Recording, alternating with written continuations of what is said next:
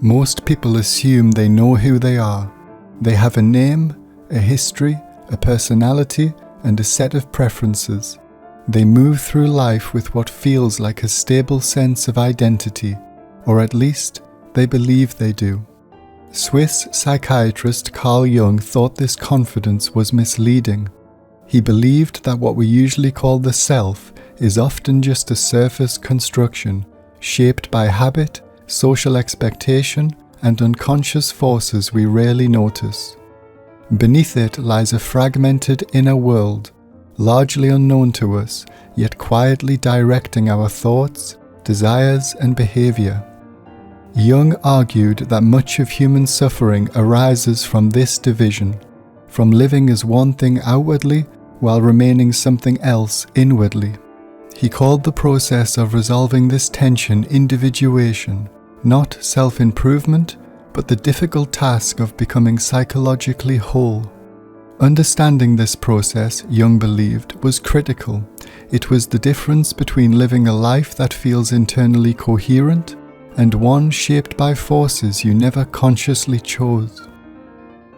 In this video, we'll explore Jung's pioneering ideas about the mind and how they might help us to know ourselves better.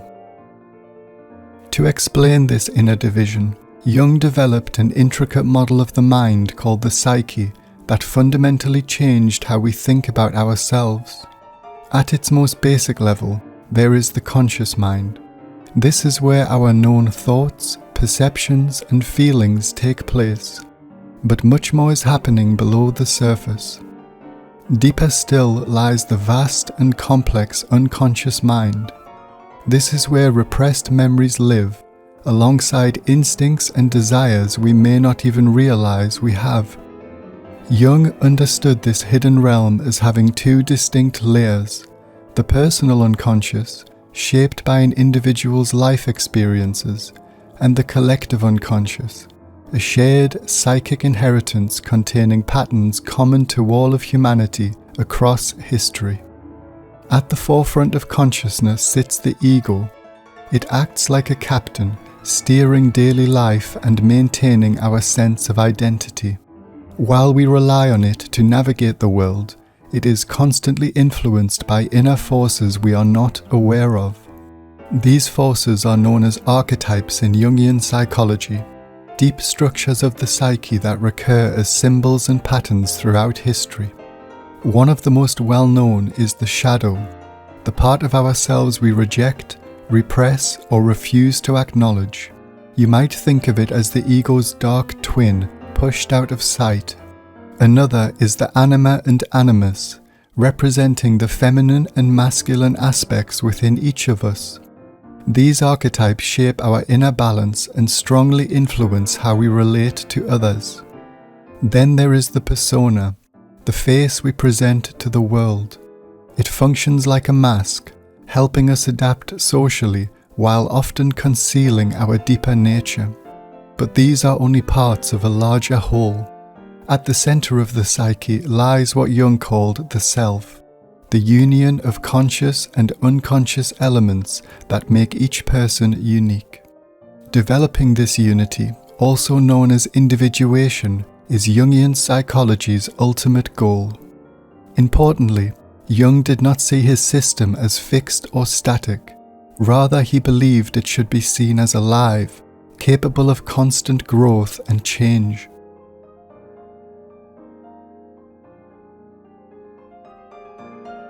Individuation sits at the heart of Jungian psychology. It means discovering who you are beyond the ego. It is a kind of psychological maturation, a process of bringing together all parts of yourself, conscious and unconscious, into a more complete whole. According to Jung, this is how a person comes closer to genuine fulfillment and to the deeper potential of the mind. Navigating this journey requires self-awareness, the ability to notice aspects of yourself that often remain invisible to others. It demands the courage to turn inward even when that inner landscape feels uncomfortable, and to accept what you find there. The more clearly we understand our inner motives, why we act as we do, why we desire what we desire, the clearer our path toward meaning becomes. But the road to individuation is not an easy one. A central challenge is confronting the shadow, the unconscious repository of denied traits, instincts, and impulses. Facing it means encountering parts of ourselves we have long avoided. Another task is the integration of opposites, recognizing the dualities within us, such as rational and irrational, masculine and feminine, light and dark, and finding ways for these forces to coexist rather than compete. This transformation does not happen quickly. It unfolds over years, sometimes over an entire lifetime. Along the way, discomfort is inevitable, yet growth often emerges precisely from these moments of tension and uncertainty. For many, old structures of identity begin to collapse before something new takes shape. This period may resemble what is often called a midlife crisis, though Jung saw it less as a breakdown and more as an invitation to awaken. Those who move through this process often emerge with a stronger sense of direction and a deeper peace within themselves, something Jung believed was essential for becoming who we truly are.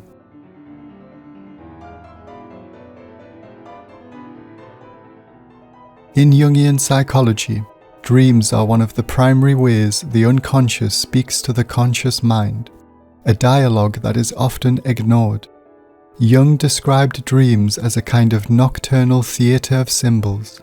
These symbols function like a language used by deeper layers of the psyche, offering insight into fears, desires, and conflicts that may remain hidden during waking life. He believed dreams were not random. Their symbols carry meaning that is both universal and rooted in archetypes, as well as being deeply personal to the individual dreamer. Seen this way, dreams become signposts on the path towards self-awareness and individuation. By learning to engage with their symbolic language, we gain access to parts of ourselves that might otherwise remain unreachable. One practical approach is keeping a dream journal. Writing down dreams immediately upon waking helps preserve their detail and emotional tone, which can fade remarkably fast. By revisiting these dreams, noticing recurring places, figures, or feelings, patterns may begin to emerge.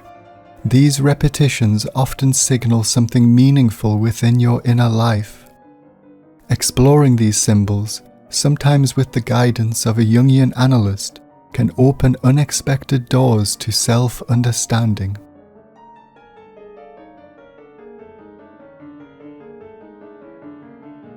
Archetypes in Jungian psychology are ancient patterns embedded within the collective unconscious.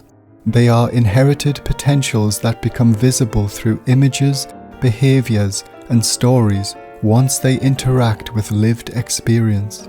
One familiar example is the hero archetype, associated with courage, endurance, and sacrifice. It appears when someone takes on a difficult challenge in service of something greater, such as starting over, standing up for justice, or persevering against hardship. The anima represents the feminine within men, while the animus represents the masculine within women. In relationships, these archetypes often shape unconscious projections onto partners. For instance, a man strongly influenced by his anima may be emotionally perceptive and sensitive, yet may also project an idealized inner image onto his partner, a dynamic that can complicate intimacy. The persona, shaped by social expectations, acts as our public mask. Like an actor on a stage, we perform roles that help us function, but growth requires recognizing that this mask is not the entirety of who we are. Transcending the persona does not mean rejecting social norms entirely. Rather, it means preventing them from overwhelming or replacing the deeper self.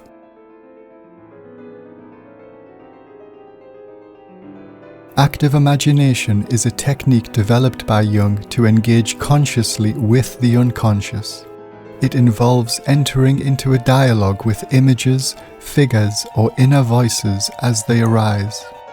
This might begin by holding an image from a dream or a daydream, allowing it to unfold without judgment or control.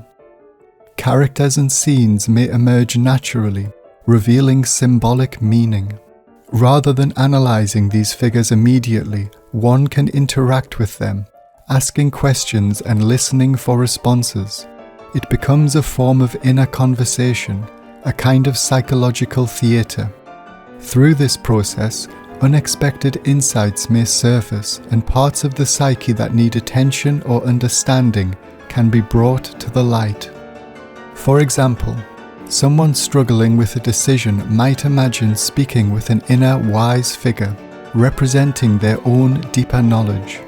This dialogue can offer perspectives unavailable through rational thought alone. Active imagination can foster inner harmony, dissolve psychological blocks, and generate creative insight, serving both emotional integration and self-discovery.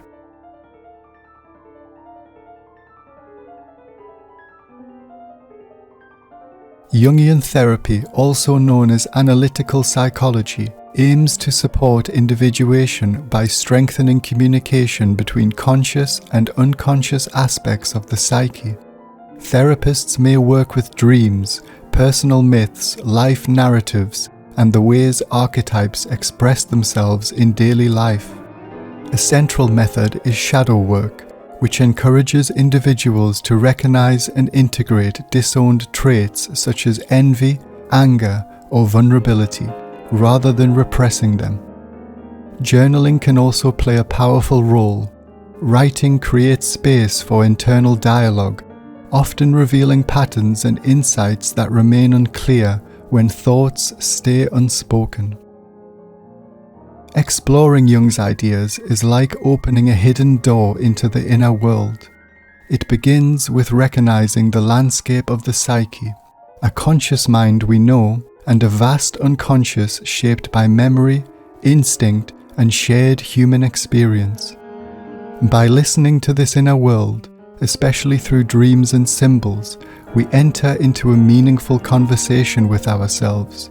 We encounter archetypes like the shadow, the Anima and Animus, and the persona, each revealing something essential about who we are.